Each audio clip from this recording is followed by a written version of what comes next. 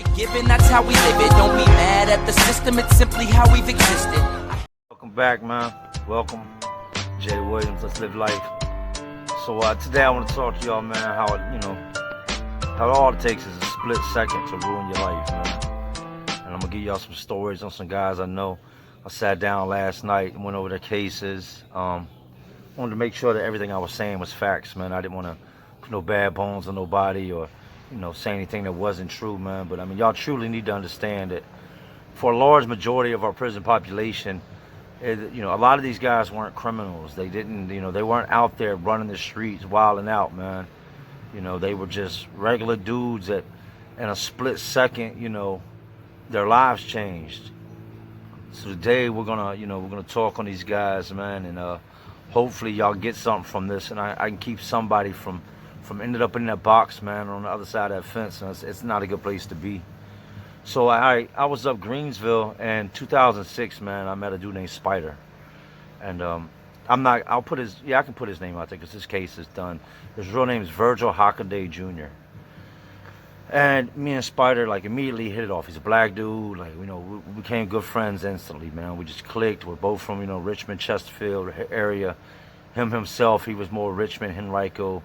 But when you're from those areas in prison, you're pretty much classified Richmond. And Richmond it's not a gang, but it's one of the most respected places there is inside of Virginia systems. So I meet Spider, man. I mean, like I said, we become good friends instantly. And I remember they were talking about the 65% law coming back into play, and he was in the room with a pen and a pad, and he was trying to calculate how much time he would have left if it went from us doing 85% to 65%. And I was just standing there, just kind of, chilling in his doorway, listening to him talk. And the number he put out there, I heard him, I was like, what? I didn't know at the time, his crimes or how much time he had. But he gave me the rundown, man, and he filled me in on everything that was going on and everything with his case. He told me, he said, Jay, I was active military. He said, I came from a shitty neighborhood. Everybody in my neighborhood was getting locked up. They were going to prison. They were dying. They were out there in the streets selling drugs. He was like, I wanted more for myself, so I joined the military. I was like, all right, well, yeah, that's shit. I tried to do the same thing, but I had a dumbass weed charge, and that's what stopped me from ever joining the military, was a weed charge. Well, he had a clean slate, so they let him in. He becomes a Marine. Well, right before he enlists, his wife, this isn't his girl now, this is his wife, and he's 19 at the time. She gives birth to their first son, their only son. So he goes into the services, all is well, deploys, he goes wherever they send him. I'm not really sure. He comes home, on the holidays, and every now and then he'll get a pass to come home. Everything's cool. Well, we fast forward a few years. It's like 4 years down the road is what he told me. And he's home. He's getting ready to enlist for a second term. And his flight landed that day. He had a personal gun that belonged to him. It was a 6-hour 40. And he said that he was excited to see his son, excited to see his wife. He went by a couple friends' houses, people he knew before he went to the crib. Said he gets by there and puts his key in the door, and his key don't work. And this is at Henrico Arms Apartments, for y'all to know what it's at in Henrico. His key don't work. So he's knocking on the door, and his little boy, of all people, his 4-year-old little boy, answers the door, opens the door, and he can hear people scrambling. And as soon as he steps in, his wife comes running out the bedroom, still getting dressed, man. So he sits his son down, saying, what the fuck? What you got going on in here? What type of shit are you on? He goes in the bedroom. As soon as he steps in the bedroom, there's a dude in there that's trying to get dressed. I think he said the dude had one leg in his boxer, hadn't even fully got dressed yet, was butt naked. Dude just starts attacking him. Starts whooping his ass right in the middle of the bedroom. Granted, now this man just came home from war, had just got to his wife's house. She's cheating on him. As the guy's beating his ass, man, he said he pulls his gun out and just dumps the clip in him. Killed him right then and there, butt naked. Picked his son up, went to his mother's house, said he didn't tell her anything that was going on. He ate dinner with her, she was happy to see him. He said she kept asking him, what's wrong, what's wrong? And he was like, nothing. And he said, look, Mom, I'm going to have to go ahead and leave, man. I did something bad. She's like, what did you do? What did you do? And about that time, police surrounded the house.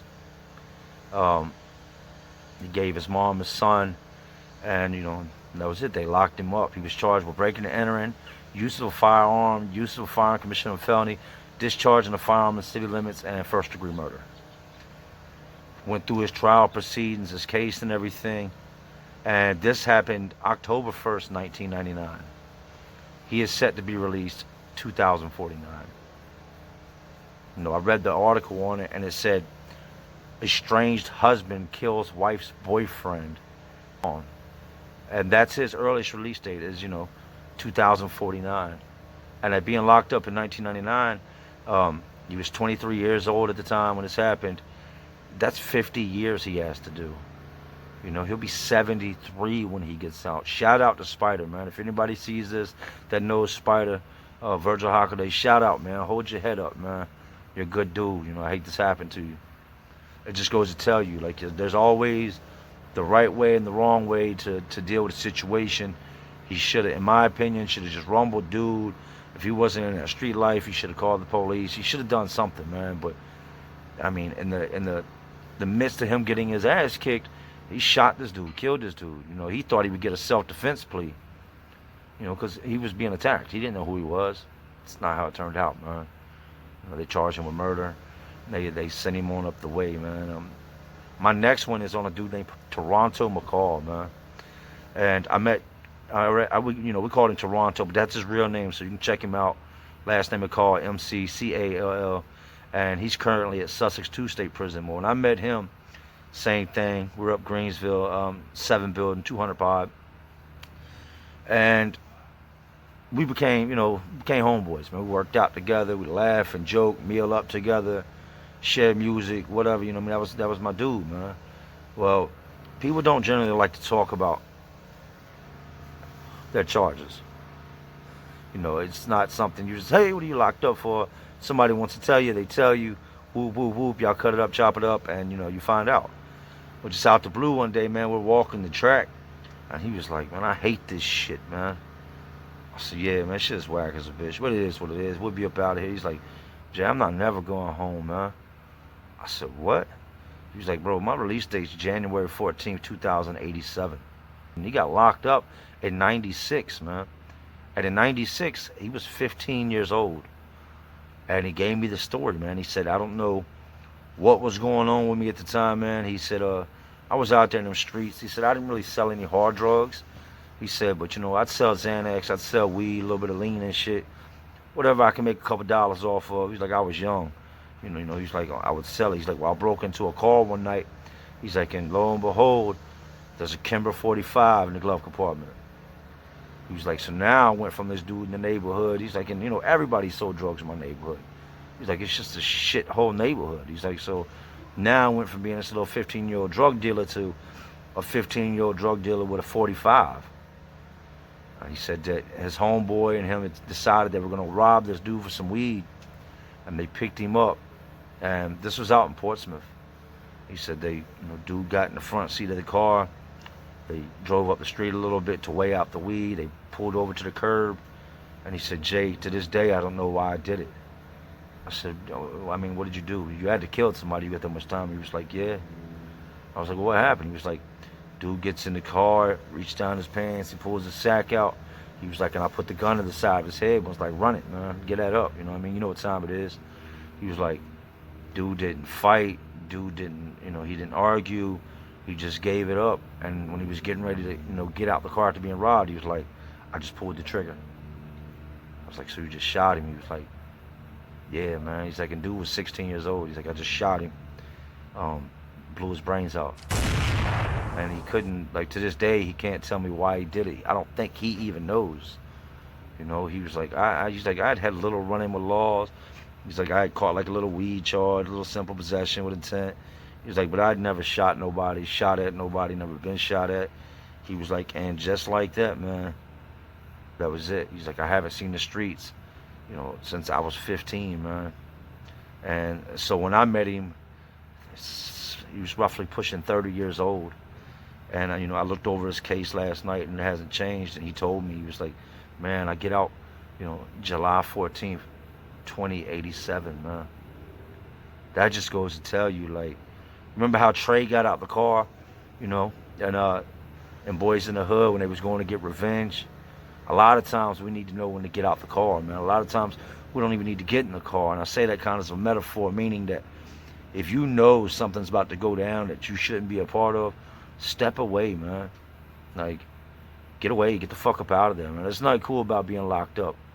There's nothing cool about the next man or Jody, you know what I mean, knocking your girl off while you're gone. There's nothing wrong with just being a regular dude or being a square, because please believe this, man. While you're locked up, that square is going to be smashing. He's going to be at home petting your dog, raising your kids, eating all the food up out the fridge. He's going to become the man of the house. And you're just going to become another face in a cell, man. A lot of y'all might hear that story and be like, he deserved that time. And, I'm not so sure, man. At 15 years old, you're not a man yet. You don't think like a man. Like at 15 years old, you're still a child. Like I don't do the same things I did now when I was 15. My morals have changed. My views on life. Everything about me has changed from when I was 15. But they tried him. I guess they tried him as an adult. And yeah, Toronto gets out 2087, man. Another dude I want to talk about. A lot of y'all might know him. I'm going to go ahead and give a shout out to Mike Cottrell. What up, Mike? If you hear about this, what's up, man? Hold your head.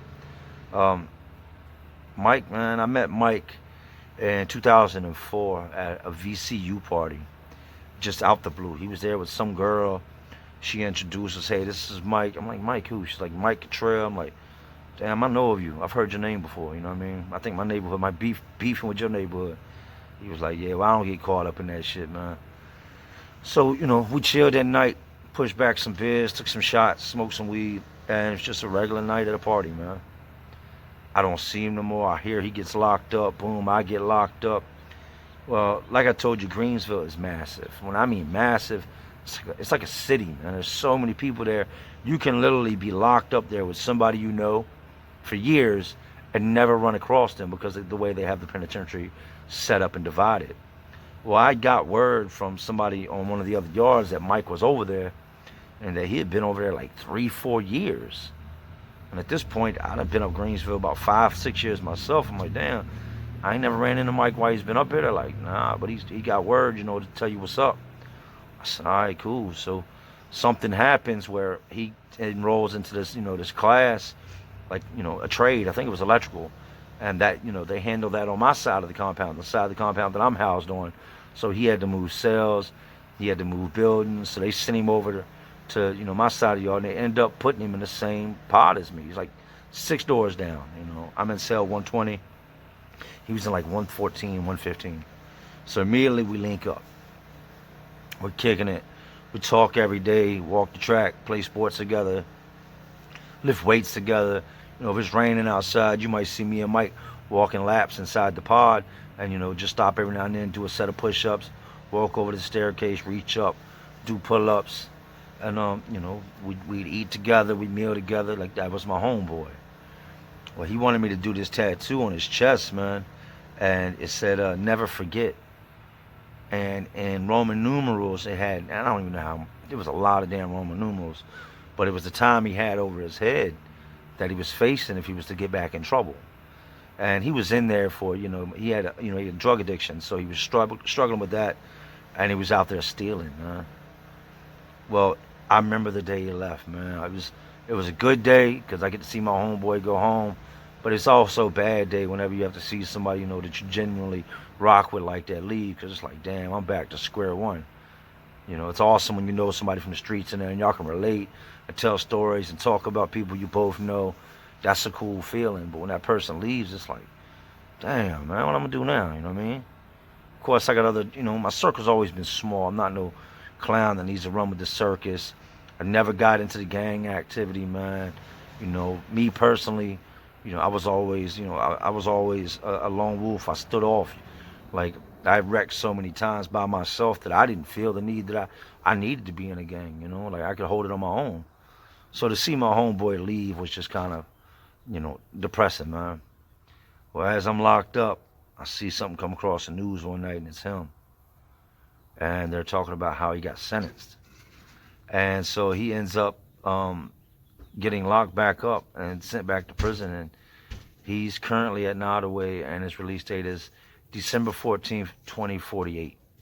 And all that came from stealing, like midnight burglaries, breaking in houses, like things of that nature. You know, he didn't hurt nobody, man. Didn't kill nobody, didn't take nothing from nobody. He just, you know, more or less he was stealing. And that stuff led to him having a release date, you know, of December 14th, 2048, man. And y'all think about that, like, nobody got hurt, nobody got killed. He was stealing to feed a drug habit. And in the midst of doing that, he pretty much got himself, you know, that's damn near a life sentence, man. And this was, I want to say this was like 2000, it was between 2013, 2015 when this happened, man. And the only good thing is, you know, he's at Nottoway right now. Talked to my mother earlier, found out, you know, my brother got transferred again. This is, you know, like his fifth transfer in less than a year. I believe it's his fifth prison he's been at in less than a year. Like, he's in there just, you know, running his points up, doing dumb shit that's, you know, keeping him locked up even longer. But, you know, this wasn't meant to be exciting or boring, man. These are the facts of the matter. That if you do not, you know, you don't take your life serious, them judges don't give a shit about you, man. They don't care if your mama's in the courtroom crying. They don't care if you got 15 children, 73 grandbabies, 111 uncles and aunts. If you're, you know, who you are in this world, man, they don't care. When it comes time to sentence your ass, they're going to send you. And that judge is going to go home, eat his dinner with his wife, get in his bed, pet his dog, wear his little slippers around the house, and he's not going to ever think twice about you again. He's not going to lose any sleep, and you're going to do that time, man. So I hope that somebody got something out this. This was serious talk, man. And no point with none of this, you know, meant to be funny, hee, ha, ha. This is real life, man. This is all it takes. Toronto McCall, murder charge, 2087. Virgil Hockaday, my homeboy Spider, murder charge, 2049. Michael Cottrell, burglaries, breaking and entering, stealing, 2048. You know, and the list goes on and on and on. You know, when people talk to me about the time I did, I was blessed, man. That time saved my life. That time taught me, you know, what it was to be a man. You know, it taught me that I didn't want to be a little punk, man. I didn't want to be no little thug-ass little bitch boy that walked around pretending to be somebody he wasn't all day. I learned myself. I learned a lot about myself. I gained a lot of knowledge, man. So in a sense, you know, that time is what I needed to find out who I really was, what I was made of, what I liked and what I didn't like. And what I don't like is being incarcerated. I don't like being told what to do by officers all day. I don't like missing my family, man. You know, like I said, you know, get out the car, man. Before anything happens, just get out. Like, there's nothing wrong with that. There's really not. Don't be that guy, man. Don't be that guy that I end up doing a video on. A lot of y'all gonna run into situations here in the future where, you know, you have to choose this or choose that. Choose the right path, man. Don't go out like that, man. Stay home. Love your family. Watch your kids grow. Something happens to your mother or father, be there to bury them. Or be there to be with them in their last moments. Because there's nothing worse than hearing somebody's dying and you can't do nothing. Not even sure if they even let you go to the services, man. Our lives are what we make it, man. In the words of old Forrest Gump. You know what I mean? Life is like a box of chocolates. You never know what you're going to get. But it's all in what you do with life, man. If you don't like the cards you were dealt, shuffle the deck, man. Get new cards. Do what you got to do. But don't go out like that, man. People need you. Regardless of who you are or what you've done, please believe somebody loves you out here, man, and you want to be out here. I'm not going to keep y'all no longer, man. This was just real talk real quick. Wanted to chat to some of y'all, man. Hope that I reach somebody, man. Maybe I can save a life. Maybe we can leave one of them beds in that penitentiary for one of the child molesters or rapists or one of the pieces of shit out here that deserve to be there. Just don't go out like that, man. Listen to me, please. If you don't do nothing else, take a second to listen, man. It's been real, man. Thank y'all for watching, man. Thank y'all for the subs and the love y'all giving me. Thank you to everybody that comments, man. And as usual, man, it's Jay Williams. Let's live life. Y'all keep rocking with me, man. Salute.